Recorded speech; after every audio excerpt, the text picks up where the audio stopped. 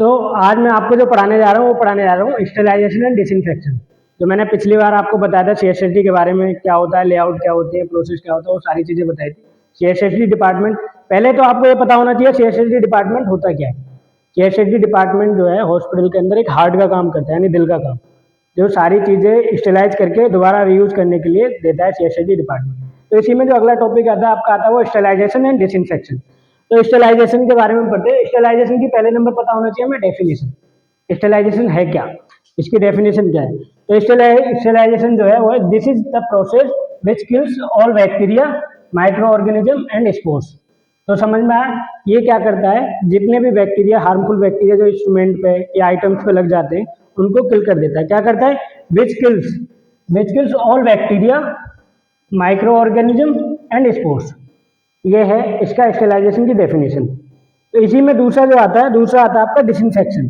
Disinfection क्या है, disinfection है, देखो सेम सा ही दिखेगा लेकिन इसमें कोई डिफरेंस है। It means the destruction of all pathogen और organism capable of producing infection but not kill spores. This is a main point. Difference है क्या इन दोनों में। ये क्या करता है, वो स्पोर्स को भी खत्म करता है, बैक्टीरिया को भी किल करता है, सारी चीजें करता है। लेकिन जो डिसइंफेक्शन है वो क्या करता है, वो सारी चीजें सेम करता है लेकिन वो स्पोर्स को किल नहीं करता है। जो बैक्टीरिया के स्पोर्स होते हैं, जहाँ पे बैक्टीरिया बैठा होता है किसी भी आइटम पे, तो उनको किल नहीं करता है, रह जाते हैं वो, तो डिसइंफेक्शन है। डिसइंफेक्शन का क्लियर हो गया, समझ में आ गया। अब आता है आपका डिकंटामिनेशन।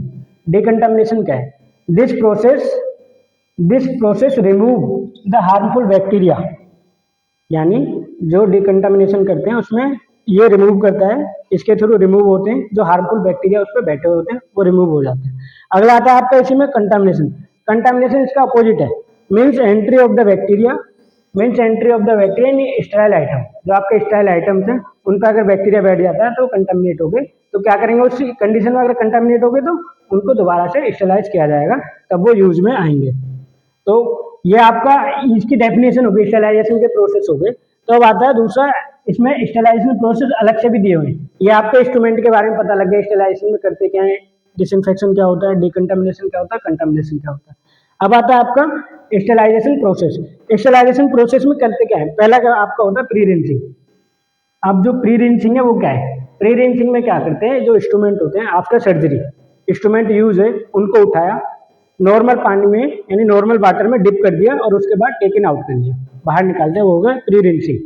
यानी आप क्यों करते हैं, वो इसलिए करते हैं ताकि बाद में जो भी इंस्ट्रूमेंट पे ब्लड वगैरह कुछ भी आफ्टर सर्जरी कुछ चिपका ना रह जाए, दाग स्पॉट्स ना रह जाए, धब्बे ना रह जाए, बैक्टीरिया ना बैठो, तो सबसे पहले आफ्टर सर्जरी तुरंत इंस्ट्रूमेंट उठाए, नॉर्मल वाटर में डाले और फिर टेकन आउट कर लिए। ये हो गया प्री रिंसिंग का प्रोसेस। अब आता है इसी में आपका दूसरा प्रोसेस क्या है, रिंसिंग। अब देखो इसमें आया प्री रिंसिंग होगा, अब ये नॉर्मल बचा रिंसिंग। रिंसिंग में क्या करते हैं, जब नॉर्मल पानी से इंस्ट्रूमेंट को निकाल लिए उसके बाद करते हैं उनको, इंस्ट्रूमेंटों को एंजाइमेटिक, किसी भी सॉल्यूशन, किसी भी केमिकल के थ्रू वॉश करते हैं। एंजाइमेटिक क्लीनिंग बोलते हैं, इसमें रिंसिंग करते हैं। एंजाइमेटिक किसी भी जो आपके पास केमिकल है, सॉल्यूशन है जिससे आप वॉश करेंगे, वो वाला रिंसिंग हो गया। अब आता है आपका cleaning and done. Cleaning can be done, तीसरा जो पार्ट है इसमें, क्लीनिंग कैन बी डन। अब क्लीनिंग आपकी दो तरीके से होती है, एक तो होती है मैनुअली और एक होती है अल्ट्रासोनिक मशीन के द्वारा। तो मैनुअली क्या है, मैनुअली आपने देखा प्री रिंसिंग देखी, रिंसिंग देखी। मैनुअली में इंस्ट्रूमेंट आपने खुद से, मैनुअली का मतलब ये है कि खुद से हाथ से आप वॉश करें सारी चीजें। कुछ इंस्ट्रूमेंट ऐसे होते हैं जिनकी बनावट ऐसी होती है कि वहां पे आपके हाथ भी नहीं पहुंच पाते और आपके पास जो ब्रश होता है वो भी नहीं क्लीन कर पाता प्रॉपर। तो उस कंडीशन में क्या करोगे, आप उनको ऐसी सर्जरी के लिए तो नहीं भेज दोगे उनको। अगर आप मैनुअली नहीं कर पा रहे हैं तो दूसरा प्रोसेस होता है अल्ट्रासोनिक। अल्ट्रासोनिक क्या है, अल्ट्रासोनिक एक मशीन होती है, उस मशीन के अंदर इंस्ट्रूमेंटों को प्रॉपर जाके डाला जाता है, उसमें वेव आती है, मतलब जैसे आपने देखा कुछ समुद्र में एक लहरें आती है ना, इधर से उधर इंस्ट्रूमेंटों को ऐसे हर जगह से प्रॉपर क्लीन कर देती है। तो अल्ट्रासोनिक मशीन के द्वारा भी आप कर सकते हैं। अगर मैनुअल नहीं होते हैं तो फिर अल्ट्रासोनिक कर सकते हैं। और आजकल तो नॉर्मली दोनों प्रोसेस साथ में करते हैं, मैनुअल भी किए, उसके बाद अल्ट्रासोनिक भी किए। ये हो गया। फिर आता है ड्राई।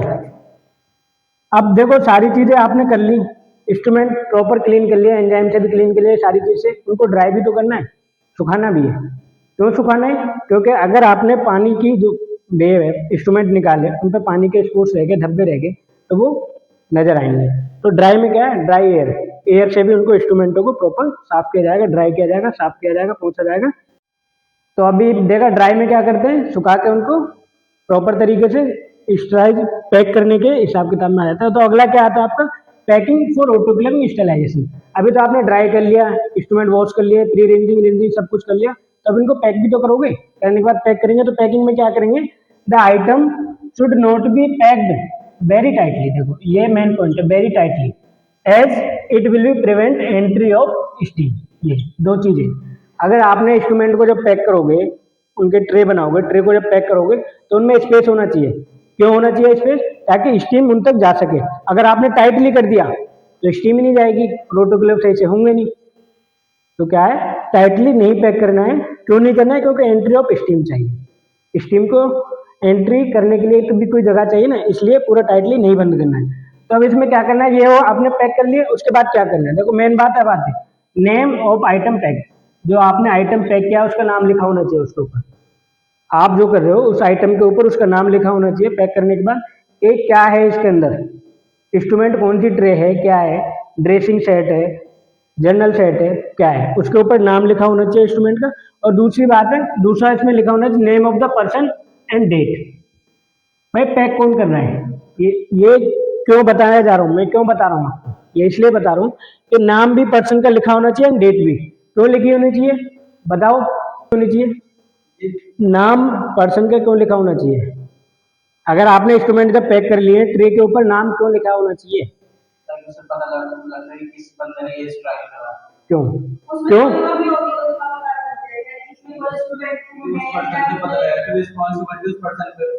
यही, अगर हमें पता है कि जनरल सेट है, वो पैक किया है, लेकिन उसमें कुछ सीजर नहीं रखी, निडल होल्डर नहीं रखा, बाद में सर्जरी के लिए सेट आ गया, सर्जरी में ओपन हो गया, अब वहाँ पे सीजर ही नहीं है, कट किस चीज़ से करोगे, निडल होल्डर नहीं है तो इस चीज़ किससे लोगे।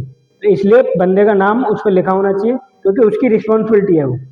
और डेट लिखी होनी चाहिए।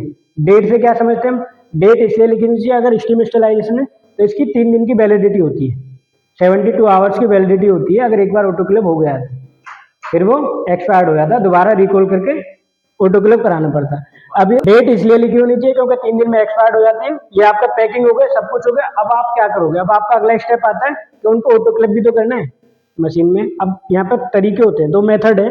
मेथड ऑफ स्टरलाइजेशन क्या है, क्योंकि इनके मेथड है।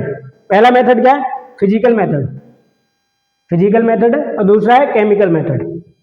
तो अभी मैं डिस्कस करता हूँ फिजिकल मेथड की। फिजिकल मेथड में क्या है, ड्राई हीट ओवन। जो ड्राई हीट होती है उस ओवन के थ्रू उसमें ये स्टरलाइज किए जाते हैं। कितनी देर किए जाते हैं, इनका जो वो है 160 डिग्री सेल्सियस इसका टेम्परेचर होगा, और 2 आवर्स के लिए इसमें रखा जाएगा। ड्राई हीट ओवन का होगा 160 डिग्री सेल्सियस टेम्परेचर, और 2 घंटे के लिए इस पर रखा जाएगा। ये होगा इसका ड्राई हीट ओवन का। अब दूसरा आता है आपका स्टीम स्टरलाइजेशन।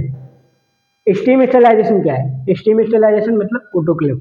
ऑटोक्लेव इसमें कितनी देर करते हैं स्टीम स्टरलाइजेशन, इसका जो टेम्परेचर रखते हैं 121 डिग्री सेल्सियस, और ये कितनी देर के लिए चलाते हैं, 15 मिनट के लिए, 15 मिनट के लिए चलाते हैं। 120 डिग्री सेल्सियस पे 15 मिनट के लिए चलाते हैं। ऑटोक्लेव क्या है, ऑटोक्लेव, ये जो ऑटोक्लेव है क्या है, इसकी एक डेफिनेशन सेल्फ डोर, क्योंकि जब अंदर स्टीम होती है तो जाके जब तक इसका पूरा प्रोसेस नहीं होता है तो कोई अदर पर्सन ना खोल सके, क्योंकि इसके अंदर बहुत तगड़ी स्टीम होती है, प्रेशर से खुल सकता है और नुकसान हो सकती है। तो इसलिए ये ऑटोक्लेव का ही मतलब भी है कि सेल्फ डोर।